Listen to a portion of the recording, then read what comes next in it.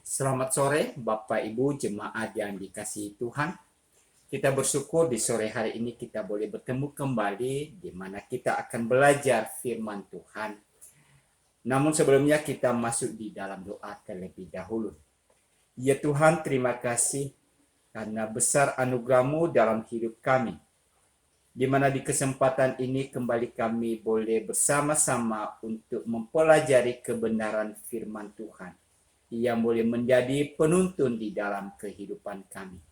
Tolong kami ya Tuhan untuk mengerti dan memahami apa yang Engkau pesankan kepada kami lewat firman-Mu. Pimpin hamba-Mu yang mengajarkan firman-Mu, sehingga firman Tuhan yang disampaikan benar-benar seturut dengan kehendak-Mu. Dan kami yang belajar boleh mengaplikasikan firman Tuhan itu dalam hidup kami. Terpujilah Engkau ya Tuhan, di dalam Kristus Yesus Allah kami yang hidup, kami berdoa. Amin. Ya. Oke Bapak Ibu dan Saudara, mari kita membuka Alkitab kita membaca di dalam kitab 1 Petrus pasal 2. Ya, 1 Petrus pasal 2 ayat 18 sampai dengan ayat yang ke-25. Ya, saya membaca kepada kita ayat ini. Mari Bapak Ibu bisa mengikutinya dari tempat kita masing-masing. Ya, demikian firman Tuhan. Hai kamu hamba-hamba, tunduklah dengan penuh ketakutan kepada Tuhanmu. Bukan saja kepada yang baik dan peramah, tetapi juga kepada yang bengis. Sebab adalah kasih karunia jika seorang karena sadar akan kehendak Allah menanggung penderitaan yang tidak harus ia tanggung. Sebab dapatkah disebut pujian jika kamu menderita pukulan karena kamu berbuat dosa? Tetapi jika kamu berbuat baik dan karena itu kamu harus menderita, maka itu adalah kasih karunia pada Allah. Sebab untuk itulah kamu dipanggil, karena Kristus pun telah menderita untuk kamu, dan telah meninggalkan teladan bagi kamu, supaya kamu mengikuti jejaknya. Ia tidak berbuat dosa, dan tipu tidak ada dalam mulutnya. Ketika ia dicaci maki, ia tidak membalas dengan mencaci maki. Ketika ia menderita, ia tidak mengancam, tetapi ia menyerahkannya kepada Dia yang menghakimi dengan adil. Ia sendiri telah memikul dosa kita di dalam tubuhnya di kayu salib, supaya kita yang telah mati terhadap dosa hidup untuk kebenaran. Oleh bilur-bilurnya kamu telah sembuh. Sebab dahulu kamu sesat seperti domba, tetapi sekarang kamu telah kembali kepada gembala dan pemelihara jiwamu. Ya. Itulah firman Tuhan yang menjadi dasar pembelajaran kita di kesempatan sore hari ini, Bapak Ibu yang dikasihi Tuhan. Tema yang kita coba pelajari pada sore hari ini adalah keteladanan hidup atau menjadi teladan yang benar. Nah, seperti apakah sikap kita terhadap segala sesuatu yang kita hadapi dalam kehidupan ini? Ya. Karena kita tahu Bapak, Ibu, dan Saudara, bahwa semua orang pasti pernah mengalami masalah. Ya. Setiap orang punya persoalan-persoalan di dalam kehidupannya. Entah persoalan itu bisa berupa sakit penyakit, bisa berupa kesesakan atau penderitaan, bisa keadaan ekonomi, dan lain sebagainya. Berbagai persoalan pasti kita hadapi. Tapi Bapak, Ibu, dan Saudara, bukan masalah persoalan itu sebenarnya yang harus kita bicarakan. Tetapi yang penting bagaimanakah kita menyikapi setiap masalah atau persoalan kehidupan yang sedang kita hadapi. Bagaimana kita menyikapi keadaan-keadaan yang terjadi dalam kehidupan kita.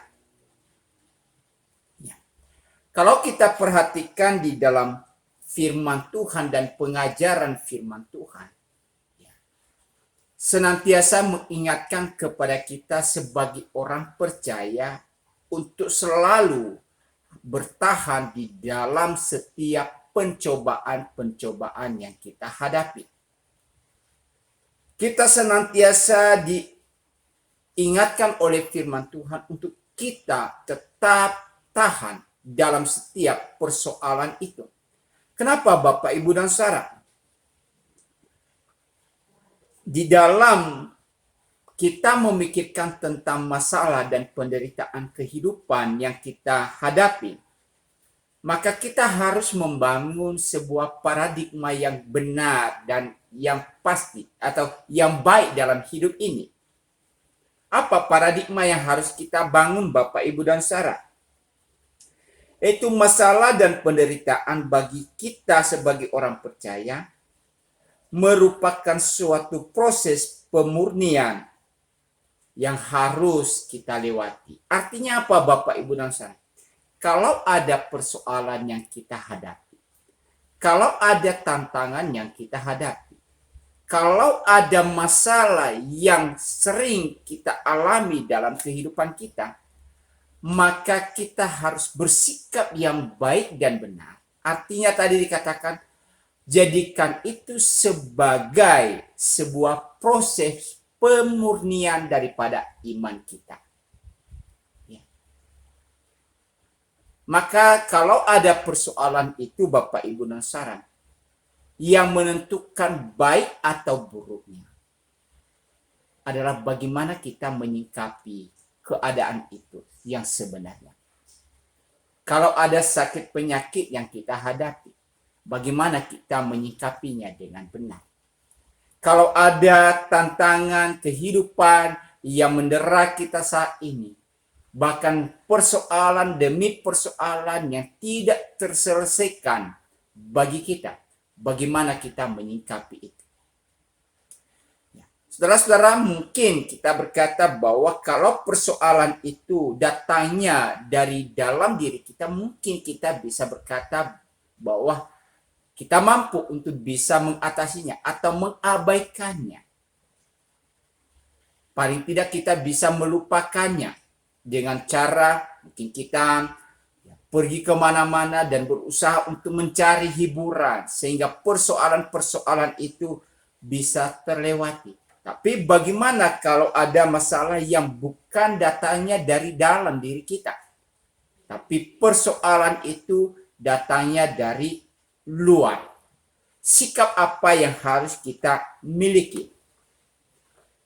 Tadi di dalam firman Tuhan yang kita baca ini Bapak, Ibu, dan Saudara, sekali lagi saya baca kepada kita di ayat 18. Hai kamu hamba-hamba, tunduklah dengan penuh ketakutan kepada Tuanmu. Bukan saja kepada yang baik dan peramah, tetapi juga kepada yang bengis. Jadi Bapak, Ibu, dan Saudara, di dalam bagian firman Tuhan yang kita baca di sore hari ini atau yang kita pelajari di sore hari ini, memang kita telah diberikan tentang sikap setiap orang itu atau apa yang akan terjadi di tengah-tengah dunia ini. Di mana ada yang dikatakan di sini orang-orang yang memang pembawaannya adalah baik, sikapnya baik, sikapnya peramah, suka menolong, sopan, dan lain sebagainya. Kalau misalkan ia seorang pemerintah, pemimpin misalkan, ia bisa menjadi sahabat bagi anggota-anggotanya. Ia bisa menjadi pemimpin yang baik, yang bisa diteladani, bisa dicontoh oleh anggota-anggotanya. Tapi di satu sisi kita juga harus melihat bahwa memang tidak selamanya pemimpin itu baik, tapi ada juga pemimpin-pemimpin yang bersikap arogan, bersikap sombong, bersikap semaunya sendiri, atau sukanya menekan orang-orang yang ada di bawahnya. Maka di dalam menyikapi situasi seperti itu, Petrus dalam firman Tuhan ini diingatkan kepada kita bahwa setiap orang percaya harus memiliki sikap penundukan diri. Karena apa? Status mereka adalah hamba. Bagi orang percaya dikatakan di dalam bagian ini, kalau menghadapi seorang pemimpin, entah itu pemimpinnya baik atau pemimpinnya adalah sikapnya bengis, maka ditekankan di situ adalah harus memiliki sikap penundukan diri. Karena apa? Ia adalah sebagai seorang hamba. Tentu Bapak Ibu dan Saudara, kita harus memahami konteks hamba yang bisa dilihat di dalam bagian ini. Hamba adalah seorang pelayan yang bekerja di rumah tuannya. Hamba adalah seorang yang memang dikaryakan untuk membantu tuannya. Kalau pada zaman itu Bapak Ibu dan Saudara, seorang hamba bisa saja didapatkan oleh karena apa? Dibeli. Dibeli dengan uang di tempat atau di pasar. Memang pada zaman pemerintahan Romawi ada pasar untuk penjual para budak-budak. Dan ingat bahwa orang Kristen pada waktu itu juga ada yang memang dikategorikan seperti budak-budak seperti ini Bapak Ibu dan Saudara. Tapi mungkin juga mereka ada yang berprofesi yang lain Bapak Ibu dan Saudara. Kalau kita melihat secara lebih konkret sebenarnya melihat sejarahnya Bapak Ibu dan Saudara, di dalam penaklukan Kekaisaran Romawi pada zaman penulisan Alkitab ini, yang disebutkan hamba-hamba di sini bukan saja mereka para budak atau tawanan perang, tapi mungkin memiliki profesi yang lain. Misalkan dokter, ada guru, ada aktor, ada para pengurus-pengurus di dalam rumah-rumah, ada para sekretaris yang bekerja di pemerintahan, tapi mereka dikategorikan di sini adalah sebagai hamba. Itulah pekerjaan mereka. Itulah tanggung jawab yang harus mereka lakukan.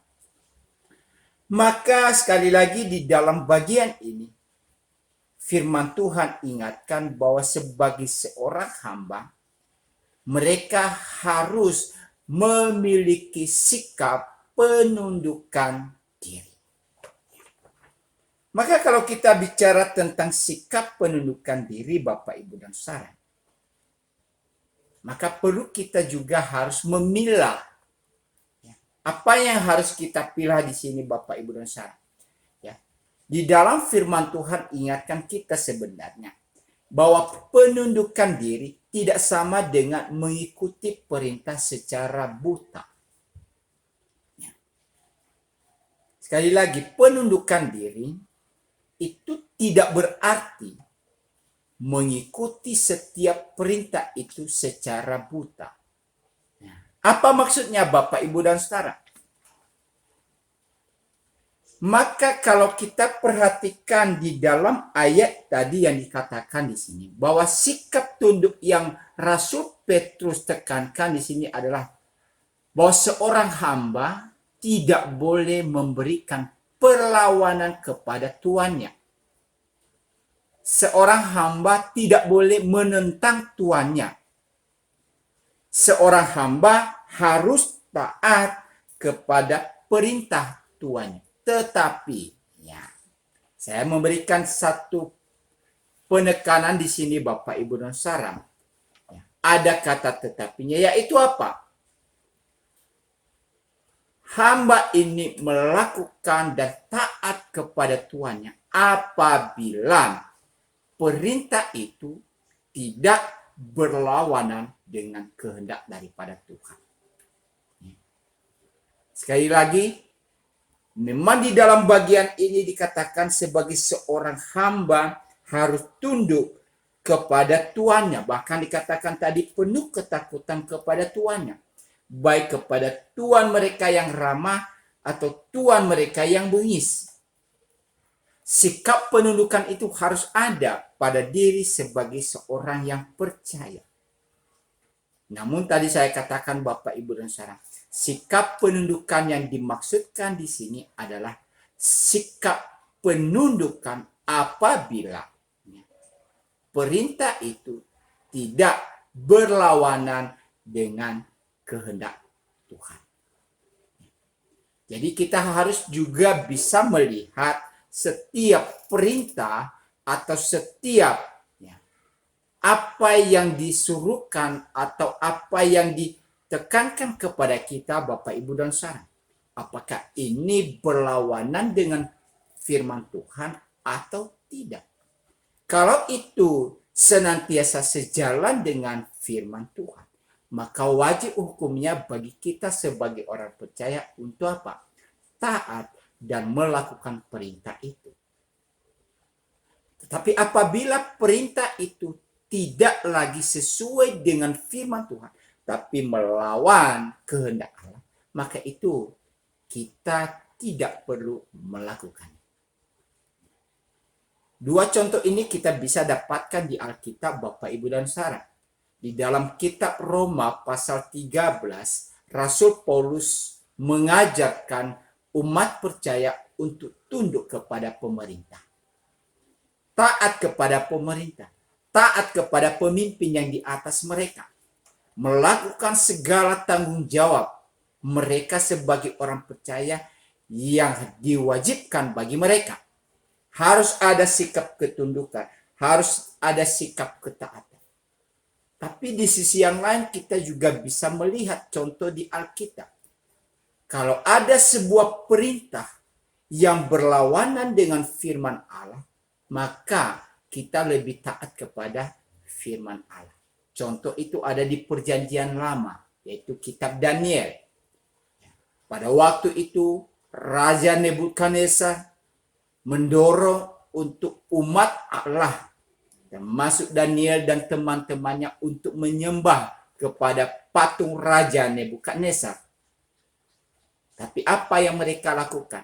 Karena mereka tahu bahwa mereka hanya menyembah kepada satu-satunya Allah yang benar, maka apa yang diperintahkan oleh Raja Nebukadnezar mereka tidak lakukan. Mereka menolaknya. Karena itu melanggar firman Allah. Walaupun konsekuensinya mereka harus dibuang ke gua singa atau dilempar ke dalam tempat perapian.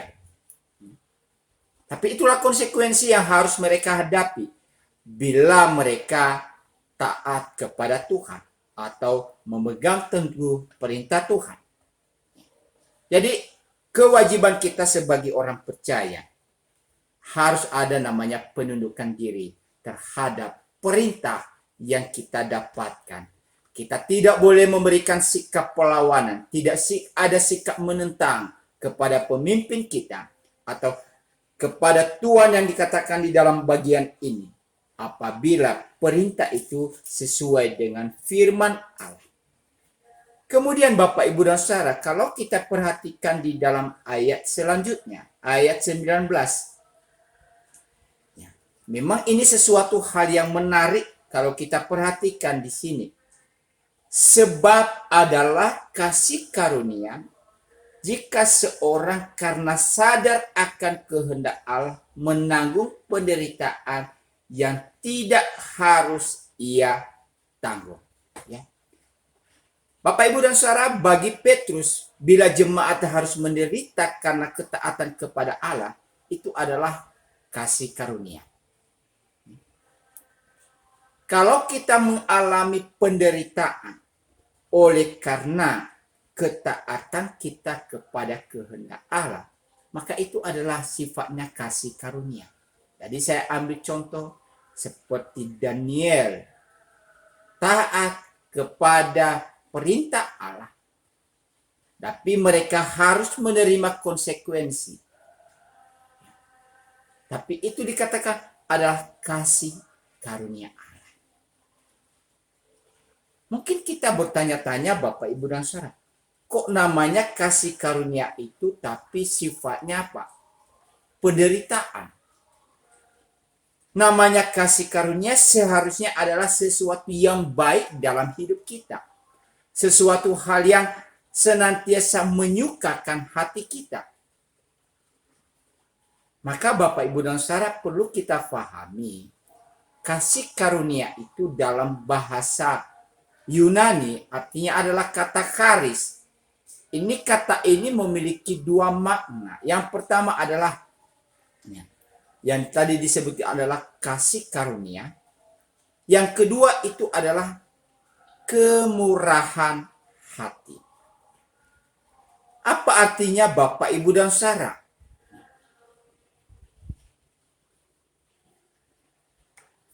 Kalau kita perhatikan di sini adalah kasih atau kata charis itu adalah sebuah kasih karunia. Kemudian yang kedua adalah kemurahan hati.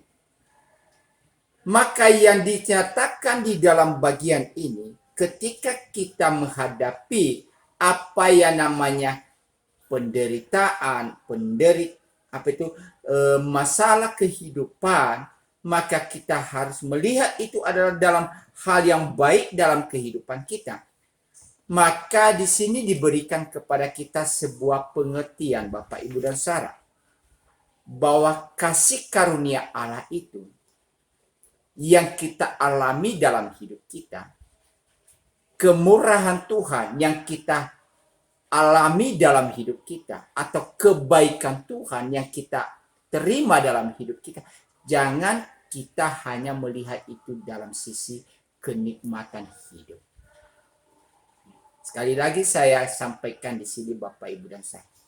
Banyak orang berpikir bahwa katanya kasih karunia itu pasti apa? Bicaranya sesuatu hal yang baik dalam hidup ini. Bicara kasih karunia adalah sesuatu hal yang memberikan hal-hal yang positif dalam hidup kita. Tapi sekali lagi kalau kita perhatikan di dalam hal ini, bahwa kasih karunia ini tidak hanya bicara sesuatu hal yang baik saja, tetapi juga ya, apa yang disebut dengan penderitaan itu juga bicara tentang kasih karunia Allah. Tapi tadi di garis bawah di situ, apabila seorang sadar akan kehendak Allah. Artinya apa Bapak, Ibu, dan Saudara? Bahwa penderitaan apapun yang kita hadapi, tapi ketika kita sadar bahwa kita sedang melakukan kehendak Allah, maka itu adalah bagian daripada kasih karunia. Tentu ini ada contoh di Alkitab yang memberikan kepada kita Bapak, Ibu, dan Saudara, yaitu yang melakukan kehendak Allah tetapi penderitaan yang dihadapinya. Contoh yang lebih gampang bagi kita adalah kematian Tuhan kita Yesus Kristus di atas kayu salib. Ya. Bahwa kematiannya itu bukan karena keinginannya. Ya, kita tahu bahwa di dalam doa Getsemani, secara naluri kemanusiaan ia ingin bebas dari cawan itu. Tetapi ketika ia berkata, aku taat kepada kehendak Bapa, maka itu ia melakukannya dengan penuh sukacita. Maka itu juga dikatakan sebagai sebuah kasih karunia. Ya.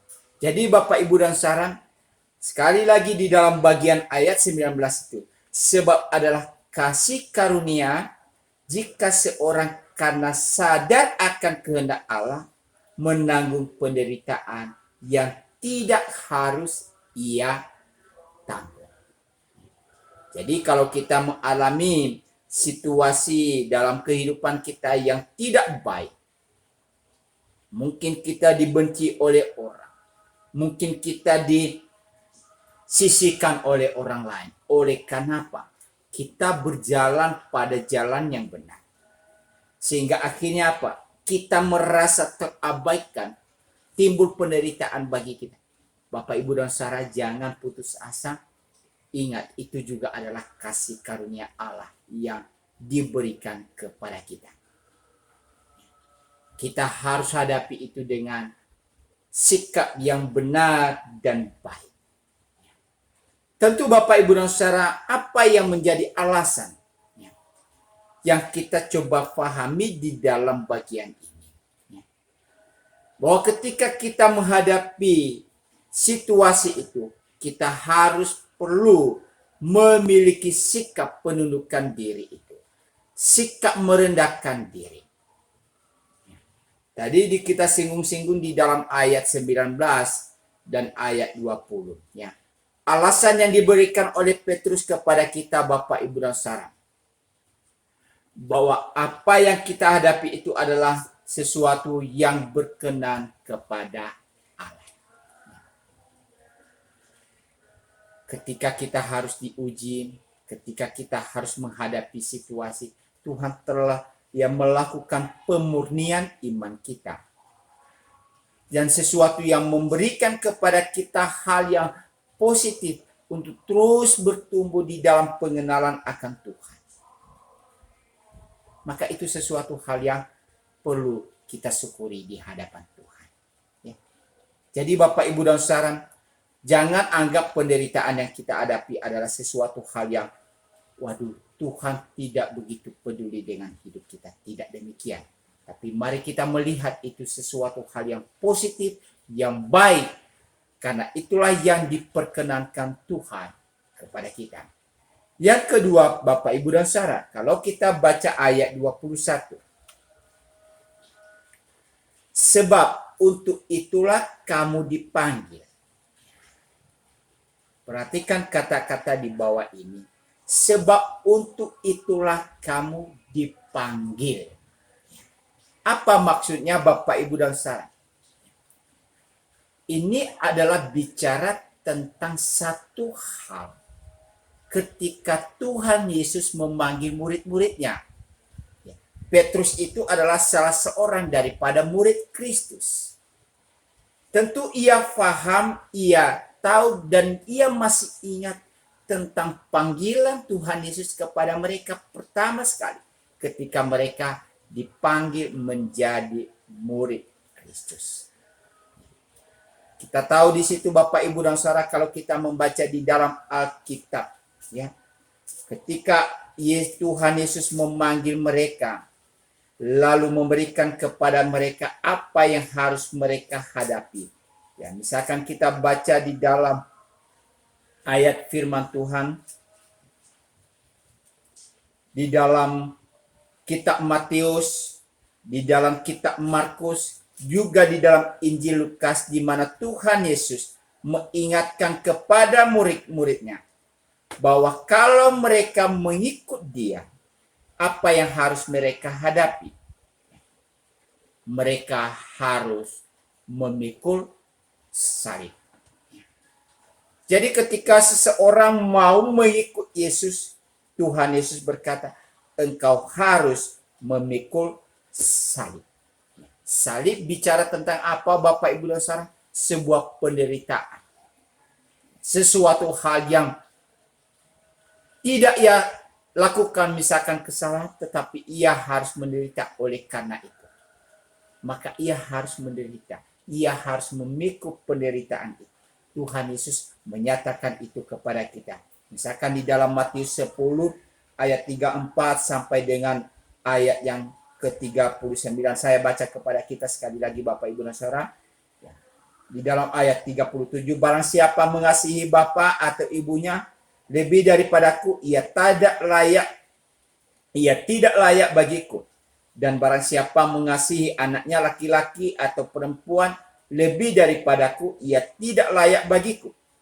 Barang siapa tidak memikul salibnya dan mengikut aku, ia tidak layak bagiku. Barang siapa mempertahankan nyawanya, ia akan kehilangan nyawanya. Dan barang siapa kehilangan nyawanya karena aku, ia memperolehnya. Di ayat 38 tadi dikatakan, barang siapa tidak memikul salibnya dan mengikut aku, ia tidak layak bagiku.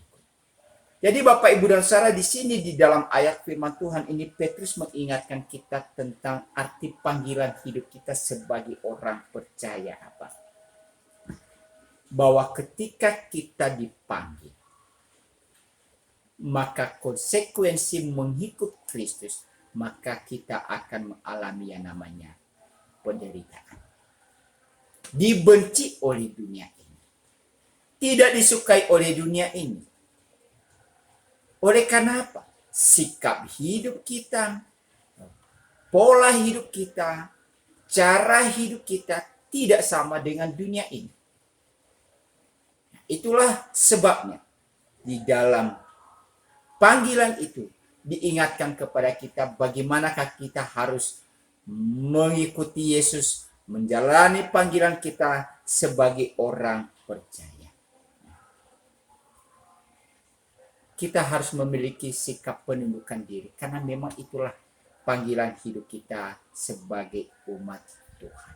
Di tengah-tengah dunia ini Bapak Ibu dan Saudara, kita bisa melihat ya, berbagai peristiwa-peristiwa yang terjadi mendiskreditkan ya, orang-orang percaya, diabaikan, ditekan ya. Kalau pada zaman-zaman rasul-rasul ini mereka harus dianiaya dan lain sebagainya mereka harus hadapi. Tapi mereka dengan kuat, dengan teguh, dengan penuh percayanya, dengan penuh kesetiaan mereka mengikut Kristus. Mereka tidak meninggalkan Kristus. Itulah yang diharapkan kepada kita sebagai orang percaya pada zaman sekarang ini pun. Hal itu terus berlaku bagi kita. Ya. Karena kita memiliki panggilan sebagai pengikut Kristus. Hal selanjutnya yang kita bisa lihat Bapak Ibu dan Saudara, di dalam bagian kita mengalami situasi seperti ini, maka ayat 21 saya baca kepada kita lanjutannya. Karena Kristus pun telah menderita untuk kamu dan telah meninggalkan teladan bagimu supaya apa? Kamu mengikuti jejaknya. Jadi ada satu rahasia yang diberikan kepada kita bahwa sebagai pengikut Kristus maka kita harus mengikuti jejak, mengikuti teladan daripada Kristus. Lalu teladan apa yang diberikan Kristus kepada kita? Di dalam bagian ini dikatakan bahwa Kristus pun telah menderita. Ia pernah mengalami yang namanya penderitaan. Ia mengalami yang namanya caci maki. Ia mengalami yang namanya dikhianati. Ia mengalami yang namanya penganiayaan. Bahkan yang lebih berat daripada itu Bapak Ibu dan Saudara. Ya, sikap apa? Bagaimana ia harus mengosongkan dirinya. Bayangkan Bapak Ibu dan Saudara. Punya status yang tinggi. Tetapi ia harus melepaskan status yang tinggi itu menjadi yang paling rendah. Allah kedudukannya adalah tinggi, pencipta, sumber segala sesuatu yang tidak terbatas, sumber penghormatan, ya, kepada dia diberikan penghormatan, kepada dia harus ada diberikan penyembahan.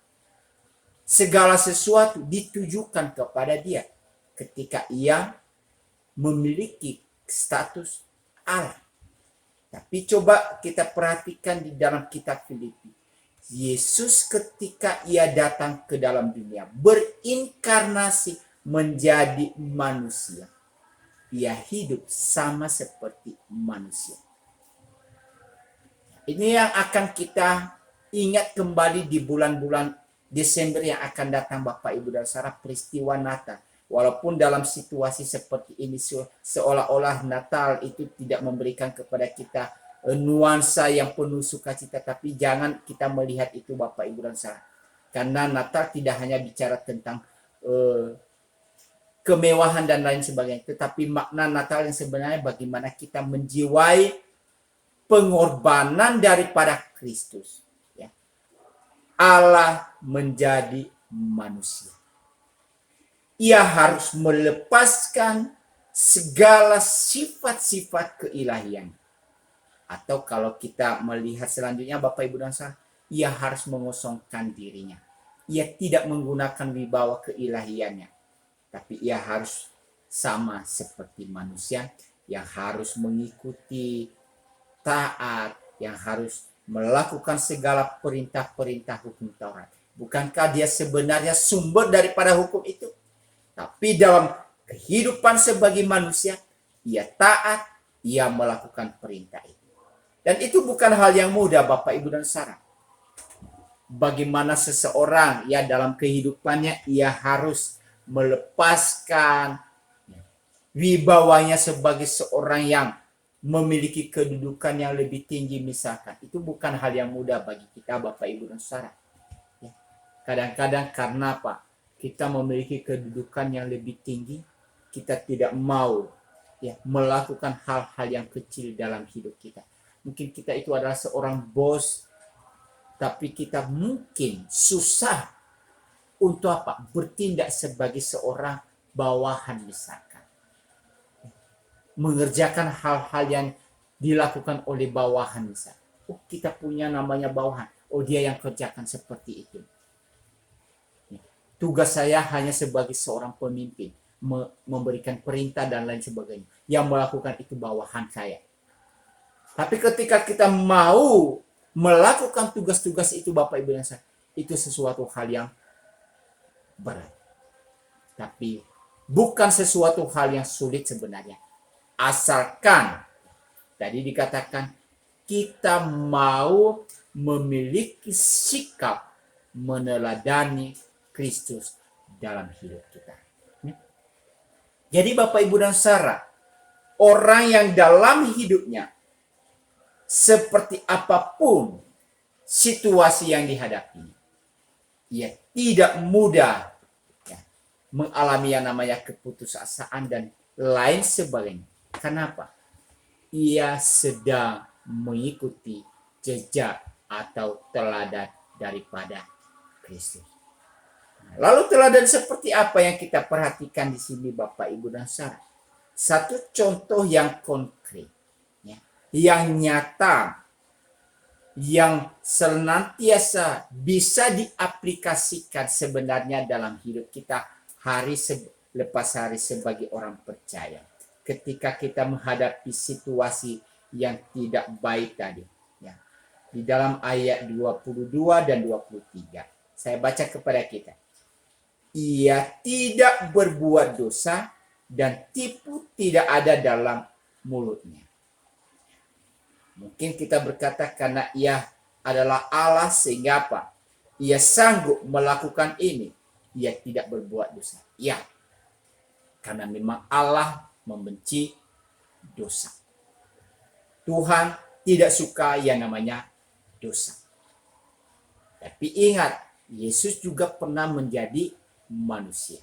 Nah, itulah yang dikatakan oleh Petrus di sini. Dalam keadaan ia sebagai manusia itu pun, maka ia tidak melakukan yang namanya dosa. Maka sudah seharusnya sebagai pengikut Kristus dalam hidup kita juga, Bapak Ibu dan Saudara, kita tidak mau hidup di dalam dosa. Kemudian ayat 22 tadi dikatakan, tipu tidak ada dalam mulutnya. Artinya apa, Bapak Ibu dan Saudara? Dalam diri Kristus yang adalah telah menjadi manusia, kejujuran itu ada. Tipu tidak ada dalam mulutnya. Kebohongan tidak ada dalam mulutnya. Artinya apa? Ia bisa bersikap ya kalau iya, tidak kalau tidak. Tidak ada kepura-puraan. Tidak ada yang namanya kemunafikan. Ia bertindak seperti apa yang dikatakannya. Tipu tidak ada dalam mulutnya. Jadi sebagai pengikut Kristus, mari kita mengikut jejak Kristus, baik dalam ucapan kita maupun dalam tindakan kita. Seperti Kristus telah memberikan contoh kepada kita, ia tidak melakukan yang namanya dosa. Karena ia benci terhadap dosa. Mari kita juga membenci yang namanya dosa. Entah dosa apapun, sekecil apapun dosa. Mari Bapak Ibu dan Saudara, sebagai pengikut Kristus, ya, jauhkan diri kita dari yang namanya dosa. Kemudian tipu tidak ada, ya. Jadi jangan kita suka, ya, kebohongan, kemunafikan, lain di bibir, lain di dalam hati. Nah, itu jauhkan itu dari diri kita. Lalu teladan selanjutnya Bapak Ibu dan Saudara, ayat 23. Ayat 23 maksudnya, ketika ia dicaci maki, ia tidak membalas dengan mencaci maki. Ketika ia menderita, ia tidak mengancam. Ini hal yang praktis yang bisa kita lihat daripada tindakan Kristus. Apa itu Bapak Ibu dan Saudara? Ya. Teladan dalam penundukan dirinya. Teladan dalam ketaatannya. Dikatakan di sini, kalaupun ia dicaci maki, ia tidak membalas dengan mencaci maki. Kalau orang melakukan fitnah kepada kita, lalu apa yang kita lakukan?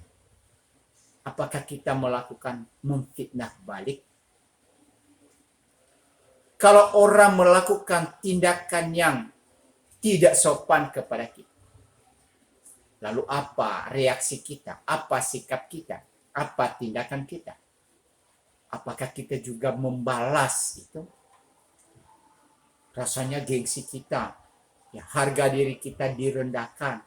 Maka ketika kita harga diri kita ini direndahkan, maka kita coba dengan bahasa yang kita coba perhalus sedemikian rupa. Sebenarnya kita mau menunjukkan tingkat pembalasan dari apa yang kita dapatkan. Saudara-saudara, Petrus ingatkan kita, sebagai seorang pengikut Kristus, kita tidak dibenarkan untuk melakukan yang namanya pembalasan. Justru Tuhan berkata kepada kita apa? Pengampunan yang harus kita berikan. Bukan membalas ketika dicaci maki lalu kita membalas dengan caci maki. Kemudian ketika menderita lalu kita mengancam. Kenapa? Ya, Petrus di dalam bagian ini sebenarnya memberikan satu contoh kepada kita. Ia tahu siapa Yesus. Ia mengenal Yesus. Ia memahami tentang Yesus yang memiliki otoritas. Yang memiliki kuasa. Yang bisa melakukan mukjizat. Ia mengalami itu. Ia menyaksikan itu dalam hidupnya. Ia mengerti tentang Yesus. Tapi ia juga mengamati apa yang Yesus lakukan. Sekalipun dia memiliki kuasa untuk melakukan pembalasan misalkan. Tapi dikatakan dalam ini, ketika ia menderita, ia tidak mengancam. Kenapa saudara-saudara yang dikasihi Tuhan? Ingat kembali tentang misi daripada Kristus. Misi Tuhan Yesus adalah untuk memanggil orang berdosa bertobat. Ketika ia dikhianati, ketika ia disalah mengerti, ketika ia dituduh macam-macam, Tuhan Yesus tidak melakukan yang namanya pembalasan. Lalu seperti apa dalam bagian ini? Ayat 23 dikatakan, tetapi ia menyerahkannya kepada Dia yang menghakimi dengan adil. Jadi di dalam bagian ini, Petrus mengingatkan kepada kita seperti apa seorang pengikut Kristus dalam hidupnya. Apa yang harus ia lakukan di dalam sikap penundukan dirinya terhadap otoritas yang ada di atasnya. Lalu ketika otoritas yang ada di atasnya itu melakukan tindakan yang membuat orang percaya atau seseorang itu harus mengalami yang namanya penderitaan. Dikatakan, miliki sikap penundukan diri, ketaatan. Kalaupun engkau harus menghadapi yang namanya penderitaan, jangan melakukan yang namanya pembalasan. Karena apa? Pembalasan itu adalah haknya daripada Tuhan. Saudara-saudara yang dikasihi Tuhan, ketika kita bicara pembalasan daripada Tuhan, pembalasan yang dilakukan oleh Tuhan jauh lebih berat daripada pembalasan yang dilakukan oleh manusia. Ya. Kita mungkin bisa melakukan pembalasan kepada orang lain yang melakukan kejahatan kepada kita. Tapi pembalasan itu pun tingkatnya mungkin sangat sederhana. Tapi ketika pembalasan daripada Tuhan ada, maka itu bukan hal yang main-main. Oleh karena itu Bapak Ibu Saudara diingatkan kita di dalam bagian ini sebenarnya. Jangan pernah melakukan yang namanya kejahatan itu. Kalau kita tidak mau mendapatkan penghukuman daripada Allah. Kalau kita tidak ingin mendapatkan penghakiman daripada Tuhan, maka jangan pernah bersikap melakukan hal-hal yang menindas atau membuat keadaan bagi orang lain yang tidak menyenangkan. Di dalam bagian ini selanjutnya Petrus juga ingatkan kepada kita Bapak Ibu dan Saudara. Contoh yang dia berikan ini adalah Kristus. Di mana di dalam ayat 24 ia sendiri telah memikul dosa kita di dalam tubuhnya di kayu salib, supaya kita yang telah mati terhadap dosa hidup untuk kebenaran. Oleh bilur-bilurnya kamu telah sembuh. Di sini kan tadi dikatakan bagaimana ia memberikan contoh kepada kita, yaitu Kristus yang memberikan teladan yang baik itu. Kenapa ia harus menderita? Kenapa ia harus mengalami semua itu? Maka kalau kita melihat Bapak Ibu dan Saudara, bahwa di balik setiap penderitaan yang kita hadapi, ingat bahwa kita tidak pernah sendiri. Contoh yang diberikan tadi bahwa Kristus pernah memberikan contoh kepada kita. Di sisi yang lain sebenarnya Petrus ingatkan kepada kita ketika kita menghadapi pencobaan dan penderitaan dalam hidup ini, bahwa Tuhan Yesus tidak pernah meninggalkan kita sendiri. Ia menyertai kita, ia memberikan kepada kita kekuatan. Bahkan di balik setiap persoalan yang kita hadapi, Tuhan punya tujuan yang baik.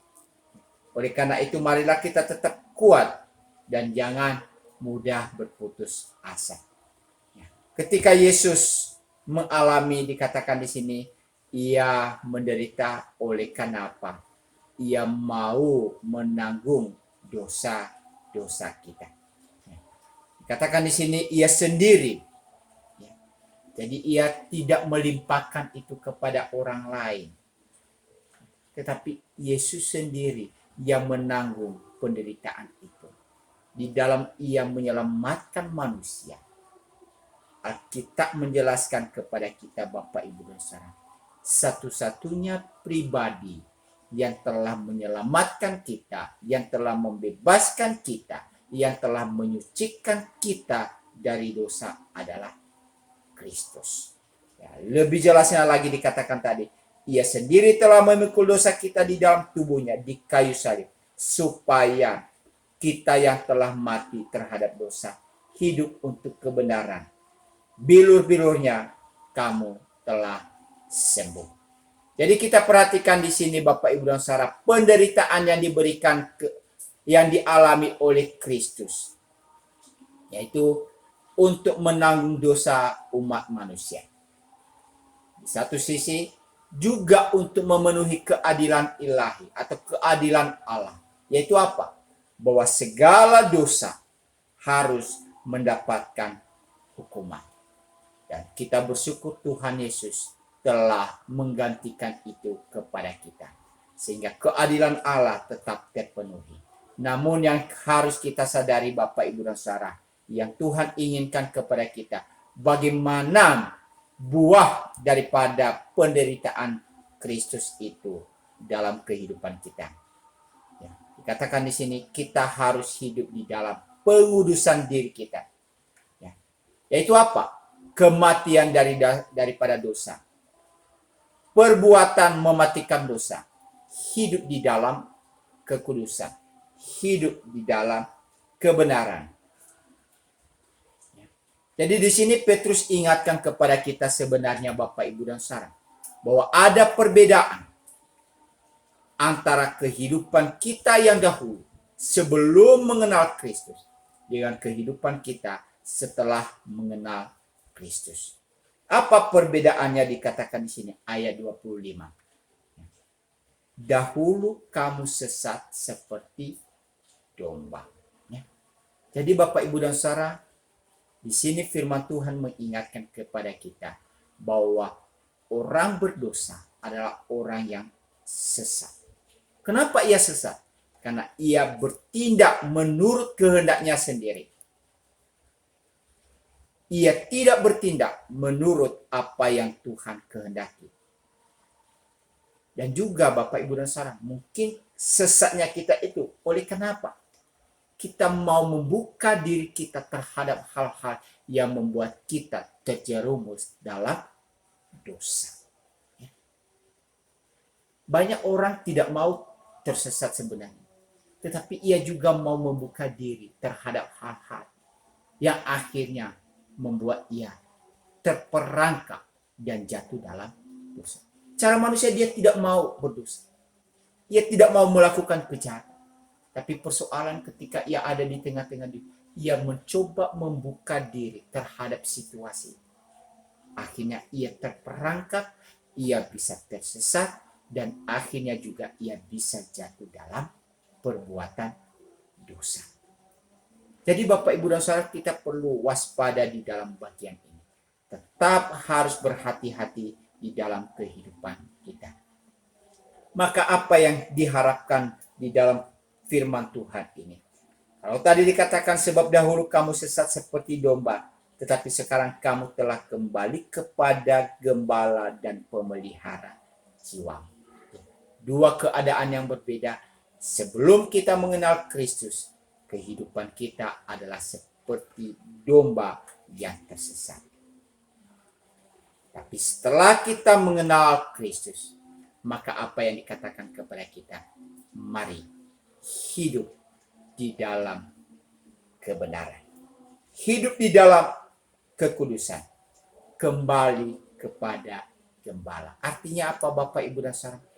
Biarlah dalam kehidupan kita, Yesus yang terus menuntun hidup kita hari lepas hari.